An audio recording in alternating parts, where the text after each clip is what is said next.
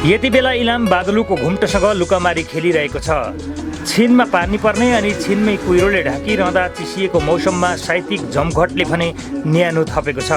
साहित्य, पर्यटन, राजनीति, डिजिटल युग र पर्यटनका विषयमा व्यापक छलफल चलाइएको इलाम साहित्यिक महोत्सवले नयाँ उमङ्ग थपेको हो। 18-19 गते 2 दिन इलाम साहित्य महोत्सवको 5औं संस्करण पहिलो दिन सकिसकेको छ। आज दोस्रो दिन चलिरहेछ। यो साहित्य महोत्सव हाम्रो गर्नुको उद्देश्य अभिष्ट चाहिँ के भन्दाखेरि एउटा समाज जीवन्त छ है भनेर देखाउनु पनि हो, समाजले चिन्तन गरिरहेछ भनेर देखाउनु पनि हो। र आजभन्दा बुद्धकै समयमा अगाडि पालामाला दुईटा दार्शनिक थिए प्लेटो, उनले के भनेका छन् भन्दाखेरि संवाद नै ज्ञानको स्रोत हो भनेका छन्। हामीले चाहिँ यो महोत्सवमा विशेष गरी यहाँ विभिन्न खाले स्थानीय ज्ञानलाई पनि त्यसको पनि चर्चा गरौँ र त्यसले त्यो खालको सार्थक बसले चाहिँ हाम्रो समाजलाई कसरी सकारात्मक प्रभाव पार्न सक्छ, रचनात्मक प्रभाव पार्न सक्छ भनेर छलफल गरौँ भन्ने उद्देश्य छ। विशेषतः गरी अहिले जस्तो प्रश्नहरू फेरि पनि अहिलेको समयमा पनि यो समयमा पनि प्रश्नहरू चाहिँ अलिकति मुद्दा हुँदै गरेको समयमा प्रश्न गर्न डराइरहेको समयमा प्रश्न गरौँ, त्यो माथि त्यसको जवाफ गरौँ, कारणहरू खोजौँ भनेर हामीले साहित्य महोत्सवको आयोजना गरेको छौँ। महोत्सवका अवसरमा कवि सुन्दर कुरूपलाई 50,000 राशिको हाङयुग जुनिता साहित्यिक पुरस्कार प्रदान गरियो। त्यस्तै राधिका नेम्बाङ स्मृति पुरस्कार कविता नेपाललाई प्रदान गरियो। सिनेमा कर्मी दिनेश डिसी र गायक पुष्पन प्रधानलाई इलाम नगरपालिकाले सम्मान गरेको थियो। कविता विरासतदेखि रिल्ससम्म, डिजिटल मासुभात र हामी पत्रकार, पर्यटनको वैभव समृद्धिको आधार, आख्यान उपाख्यान विषयमा सरकारवालासँगको खरो बहसले कार्यक्रम रोचक बनायो। त्यस्तै शिक्षा विधेयकको सकस, सीमावर्ती साहित्य सहित कथा, इतिहास, पर्यटन लगायतका हरेक विषयमा बहस भयो।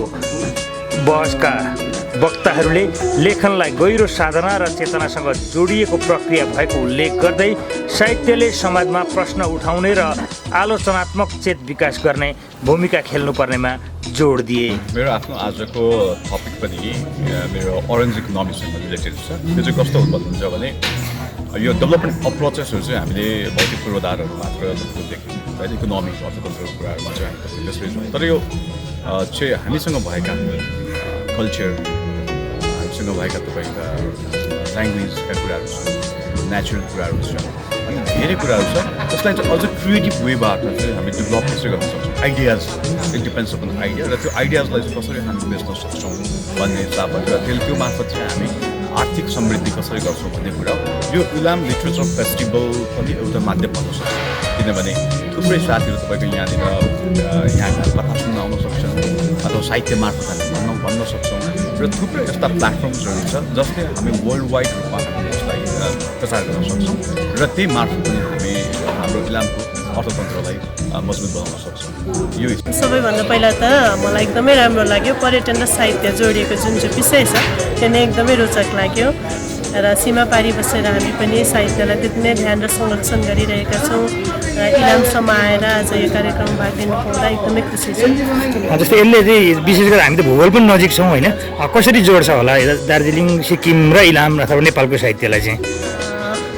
हामीले यताको प्रकाशित किताबहरू धेरै पढ्ने गरेका छौँ। मलाई लाग्छ प्रकाशकहरूको माध्यमद्वारा पनि भारतमा प्रकाशित भएको पुस्तकहरू नेपालमा एभाइलेबल गरेर होइन उपलब्ध गराएर र दुईतर्फबाट पठन पाठनको जुन चाहिँ हाम्रो संस्कार संस्कृति छ त्यसलाई बढावा दिएर हामीले गर्न सक्छौँ भन्ने मलाई लाग्छ।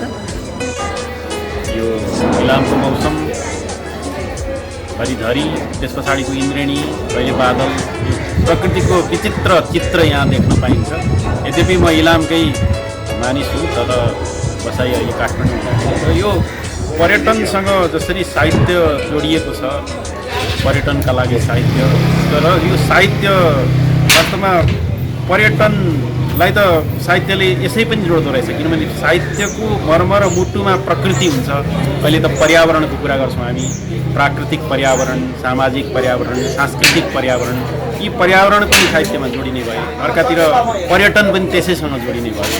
अनि त्यसै गरी अब सीमाको क्षेत्र, त्यहाँ सीमावर्ती साहित्यको कुरा, यी कुराहरू चाहिँ इलाम साहित्य महोत्सवमा असाध्यै घनीभूत रूपमा उठेका कुराहरू जसले नेपाली साहित्यको समग्र श्रीवृद्धि त गर्छ नै, इलामका गाउँ ठाउँ क्षेत्र, यहाँको पर्यावरण, यहाँको प्रकृति, यी सम्पूर्ण कुरालाई जनमानसमा पनि पुर्याउने, सीमावारी सीमापारी नेपालभरि जतासुकै पुर्याउने र समग्र यो जिल्लाको क्षेत्रको विकासमा पनि यसले असाध्यै सकारात्मक भूमिका खेल्छ भन्ने कुरामा चाहिँ हामी निर्विवाद रूपमा हाम्रा तर्कहरू राख्न सक्छौँ, बनाइराख्न सक्छौँ। सुन्दाखेरि नै मलाई अत्यन्तै गर्व लाग्छ। नगर साहित्य कला सङ्गीत प्रतिष्ठान इलाम, इलाम साहित्य समाज र हाङयुक जुनिता फाउन्डेसन इलामले आयोजना गरेको महोत्सवले साहित्यकारहरूलाई खुलेर आफ्नो सृजना पोख्ने अवसर दियो भने इलामको रमणीय वातावरणलाई साहित्यसँग जोड्ने आधार पनि बनाइदियो। कान्तिपुर समाचारका लागि विप्लव भट्टराई, इलाम।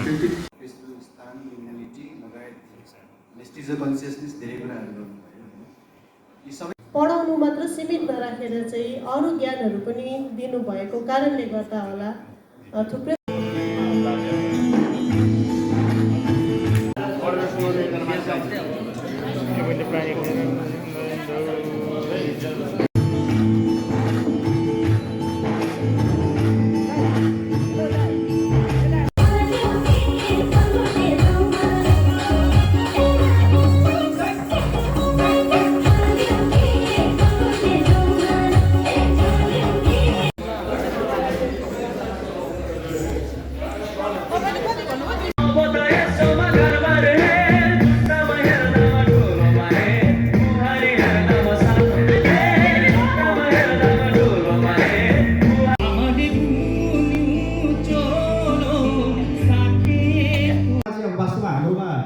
इतिहासमा पनि लेखिएको छ, साहित्य रचना पनि भएको छ, हामीले पाठ्य पुस्तकमा पनि पढेका हौँ।